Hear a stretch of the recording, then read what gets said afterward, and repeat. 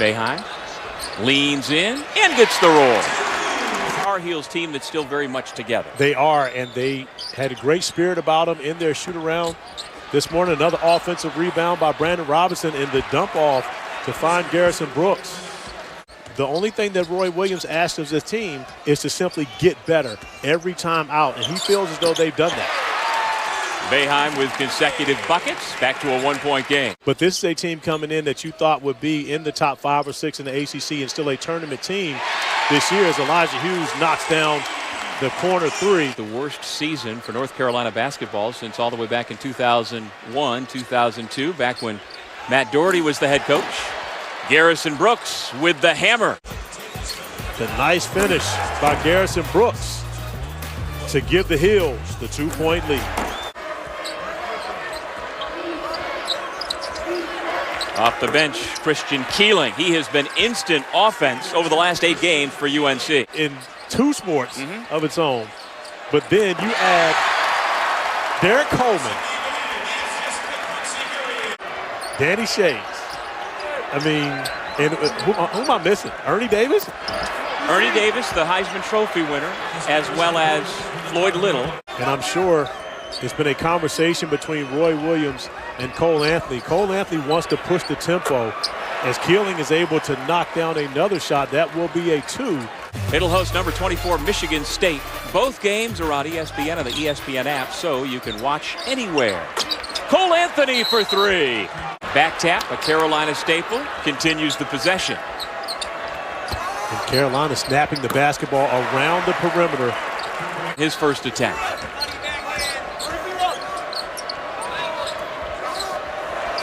There's the middle of that zone we talk so much about. Seeing them today, a team that's getting along very well.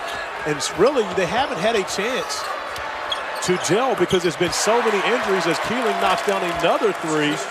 Still feel like there's time to write a third narrative. It is.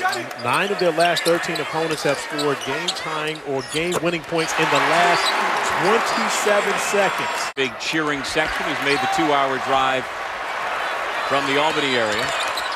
Buddy Boeheim, tough shot, able to get the roll. He almost wants for Sidibe to get into foul trouble because they know he's being aggressive. Speaking of aggressive, Anthony, end-to-end, absorbed contact with no call. Now a chance for 3 for Brooks.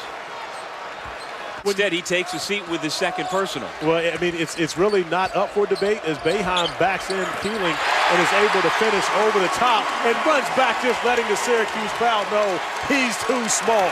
Seen a spirited effort from Playtech. This is probably the best they've seen him in a while. Sidibe sticks it back in. Roy Williams not happy about that. He felt as though that was the exact same call that Cole Anthony was getting the offensive foul on that Buddy Boeheim used to get to the rim. Pierce blocked by Sidibe. What a game he has been playing. Brooks off the nice feed puts it in. He's got 13. Before the defense can come over, just flipping it toward the basket. Showing great touch. Dolezaj trying to go to work. Early in this game, Justin Pierce getting the second half start. And we'll see how that affects North Carolina, especially on the glass as Cole Anthony knocks down another 3 for the Syracuse zone to be able to find it. From the corner. That's a 3 ball for Brandon Robinson. Sidibe comes away with it. Here comes Hughes. Fancy shot. Plus the foul. He won't play again this afternoon. And if my memory serves me correctly, this will be the 3rd game this season where that has happened with Baycott.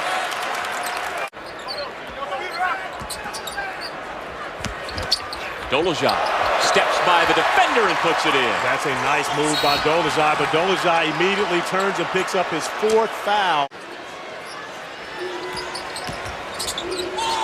Robinson tees it up. He's got it.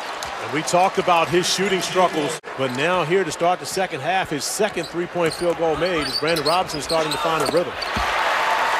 Boeheim answers with a tough 2.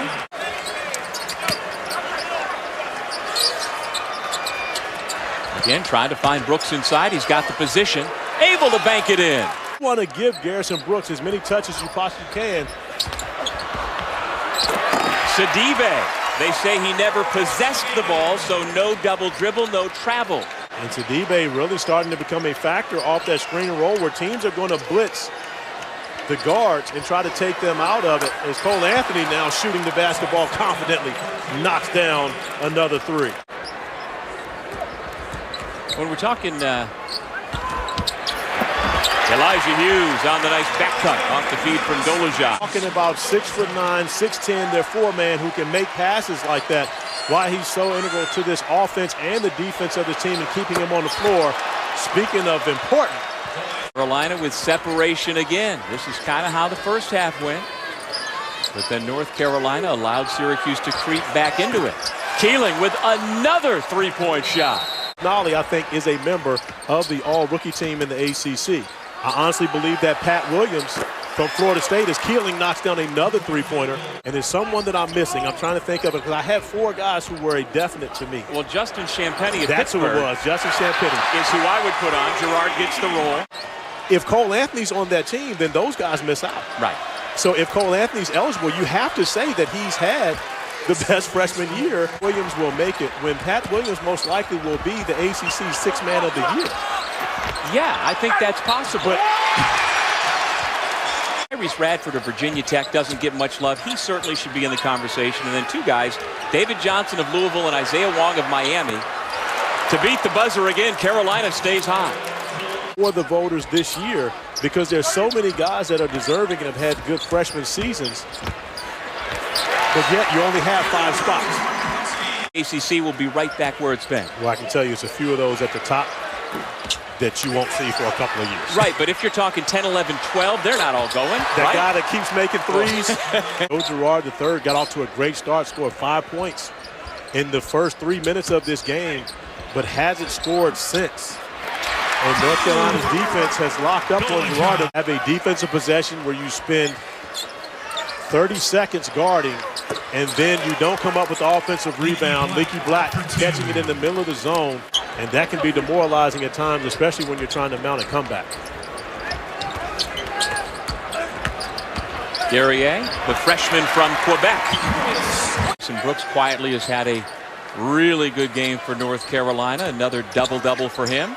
Here he goes underneath for 2 more. Is he the most improved player in the ACC? Is a second-team All-ACC performer this season. He has been the guy for the Tar Heels. Boeheim for 3. Minutes in. We've seen him wearing the glasses for the past couple of weeks.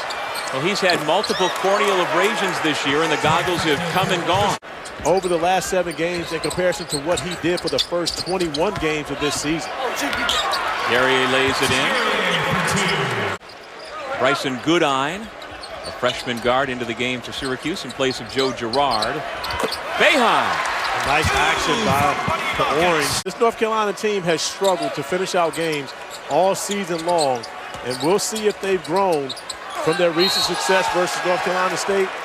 Well, that's a good start. Interesting, of course, coming in here, because one of the things you see is opposing teams come in, and one of the first things for freshmen is they look around. North Carolina came in and really shot the lights out in the second half in particular. Roy Williams' club wins its 2nd consecutive game, and it tells you what, Corey, when they get to Greensboro, they're going to be dangerous.